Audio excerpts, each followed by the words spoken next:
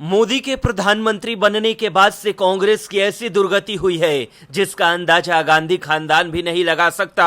मोदी ने कांग्रेस को मिट्टी में मिलाकर रख दिया। जिस कांग्रेस पार्टी की राजनीति में तूती बोलती थी, आज उसकी हालत चौवन्नी छाप जैसी हो गई। हालात ऐसे हैं कि अब छोटे दल भी कांग्रेस को भाव नहीं देते हैं। बहरहाल कांग्रेस के लिए इस बार का लोकसभा चुनाव बहुत अहम है। लोकसभा चुनाव जीतने के लिए राहुल गांधी से लेकर कांग्रेस के सभी बड़े नेता दम लगा रहे हैं। राहुल गांधी जहां भारत जोड़ो न्याय यात्रा निकाल रहे हैं और पीएम मोदी को तमाम आरोपों में घेर रहे हैं, वहीं कांग्रेस के अध्यक्ष मल्लिकार्जुन खड़गे और अन्य नेता भी मुद्दों को उठाकर जनता में अपनी पैठ बनाने की कोशिश में जुटे हैं। कांग्रेस के लिए इस बार का लोकसभा चुनाव जीवन मरण का सवाल बन गया है। कांग्रेस अगर इस बार लोकसभा चुनाव में बेहतर प्रदर्शन न कर सकी तो उसके साथ ही राहुल गांधी का भविष्य भी खतरे में पड़ सकता है। अब तक जो भी ओपिनियन पोल आए हैं उनमें कांग्रेस के लिए अच्छे संकेत नहीं दिख रहे हैं। हालांकि राजनीति में कब क्या हो जाए ये कहा नहीं जा सकता और कांग्रेस के दिन बहुर भी हो सकते हैं। कांग्रेस लगातार 2 लोकसभा चुनाव बुरी तरह हार चुकी है। साल 2014 के लोकसभा चुनाव में कांग्रेस को 42 सीटें मिली थी, वहीं 2019 में उसकी हालत थोड़ी सुधरी और पार्टी ने 52 सीटें हासिल की थी। इस बार कांग्रेस ने 26 अन्य विपक्षी दलों के साथ मिलकर गठबंधन बनाया है। यूपी में समाजवादी पार्टी ने कांग्रेस को 17 लोकसभा सीटें दी हैं। वहीं गुजरात, दिल्ली और गोवा के लिए कांग्रेस और आम आदमी पार्टी के बीच समझौता हो चुका है। कांग्रेस के सामने यह दिक्कत भी है कि पंजाब में आम आदमी पार्टी से उसका सीट बंटवारा नहीं हो सका, जबकि बंगाल में ममता बनर्जी ने भी अपने दम पर सभी 42 लोकसभा सीटों पर टीएमसी को लड़ाने का ऐलान कर दिया।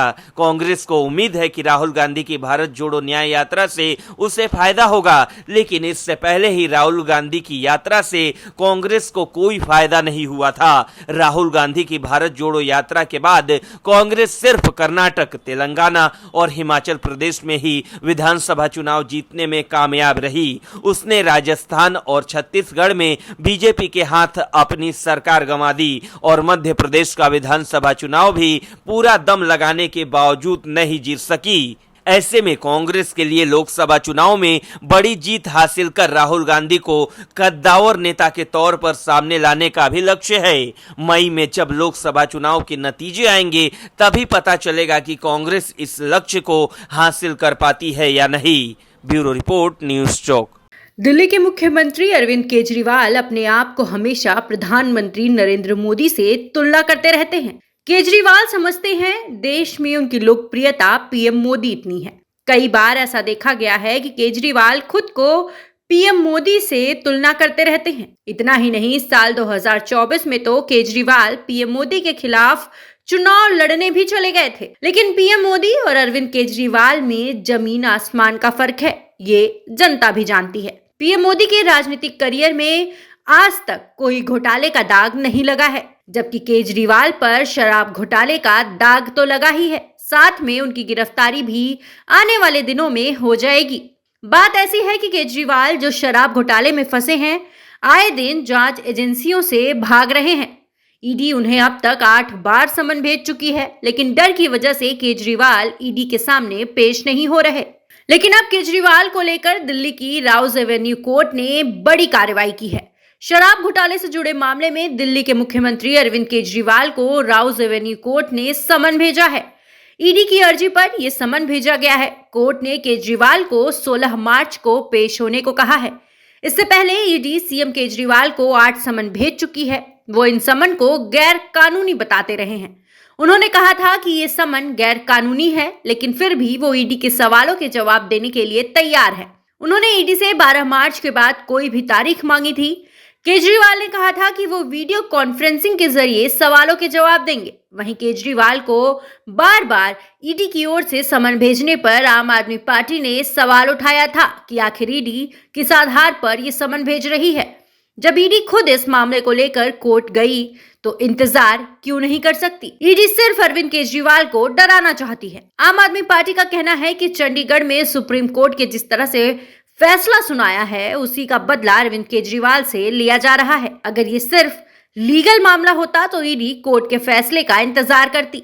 आम आदमी पार्टी इससे डरने वाली नहीं है। बता दें कि इससे पहले सीएम केजरीवाल को ईडी 8 बार समन जारी कर चुकी है, लेकिन केजरीवाल अभी तक किसी भी नोटिस के जवाब में जांच एजेंसी के सामने पेश नहीं हुए हैं। ऐसे में इन समन को छोड़ना उनके लिए मुश्किलें बढ़ा सकता है, क्योंकि लगातार समन को छोड़ना ईडी की धारा 19 के तहत असहयोग के लिए अभियोग की जमीन मजबूत कर रहा है। 2024 लोकसभा चुनाव में कांग्रेस बीजेपी और प्रधानमंत्री नरेंद्र मोदी को हराने का सपना देख रही है, लेकिन ये सपना कांग्रेस के लिए 2029 तक सपना ही रह जाएगा, क्योंकि मोदी के सामने फिलहाल कोई टिकने वाला नहीं। मोदी ने देश के लिए जो कर दिया है वो न राहुल कर पाएंगे और न कांग्रेस के नेता। इसके अलावा कांग्रेस जिन इंडिया गठबंधन को लेकर मैदान में उतरी है उसका भी बहुत बुरा होने वाला है। गठबंधन तो अभी से ही तीतर बीतर हो गया। बहरहाल लोकसभा चुनाव में अब महज कुछ ही हफ्तों का समय बचा है। ऐसे में सभी दल अपनी अपनी रणनीति बनाने में लगे हैं। पिछले 2 लोकसभा चुनाव में बुरी तरह हारने वाली कांग्रेस अपने प्रदर्शन को बेहतर बनाने की कोशिश कर रही है। इतना ही नहीं, पार्टी ने कई क्षेत्रीय दलों के साथ गठबंधन भी किया है। इसके बावजूद ओपिनियन पोल में कांग्रेस को झटका लगता नजर आ रहा है। India TV CNX opinion poll के मुताबिक कांग्रेस पार्टी आगामी लोकसभा चुनाव में अपना सबसे खराब प्रदर्शन कर सकती है। दरअसल ओपिनियन पोल में कांग्रेस को महज 37 सीटें मिलते दिखाई दे रही है। अगर ऐसा होता है तो यह कांग्रेस के इतिहास का सबसे खराब प्रदर्शन होगा। सर्वे में कहा गया है कि मोदी सरकार से मुकाबला करने के लिए बनाया गया इंडिया गठबंधन केवल 98 सीटों तक ही सिमट कर रह जाएगा। वहीं भारतीय जनता पार्टी के नेतृत्व वाले एनडीए के 378 सीटें जीतने की संभावना है। ओपिनियन पोल के मुताबिक कांग्रेस का गुजरात, मध्य प्रदेश, राजस्थान की हरियाणा, दिल्ली, उत्तराखंड और हिमाचल प्रदेश में सुपड़ा साफ होता दिखाई दे रहा है। सर्वे के मुताबिक बीजेपी इन सभी राज्यों में क्लीन स्वीप कर सकती है। ओपिनियन पोल के मुताबिक बीजेपी को यूपी में सबसे शानदार जीत मिल सकती है। यहां बीजेपी अपने दम पर 74 सीटें जीतने का अनुमान है। वहीं एनडीए में शामिल आरएलडी और अपना दल भी एक-एक सीटें जीत सकती है। सर्वे में समाजवादी पार्टी 2, कांग्रेस और बहुजन समाजवादी पार्टी को एक-एक सीट मिलने की उम्मीद है। वहीं कांग्रेस ने 2014 के लोकसभा चुनाव में केवल 42 सीटें जीती थी, जबकि 2019 में उसने अपने संख्या में सुधार किया और 52 सीटें जीतने में सफल रही। हालांकि ओपिनियन पोल में ग्रैंड ओल्ड पार्टी आगामी लोकसभा चुनाव में अब तक का सबसे खराब प्रदर्शन करती दिखाई दे रही है। बहरहाल अगर सर्वे में जो दिखाया गया है वैसा ही रहा तो कांग्रेस पार्टी इस बार के चुनाव में सबसे खराब प्रदर्शन करेगी। ब्यूरो रिपोर्ट, न्यूज़ चौक।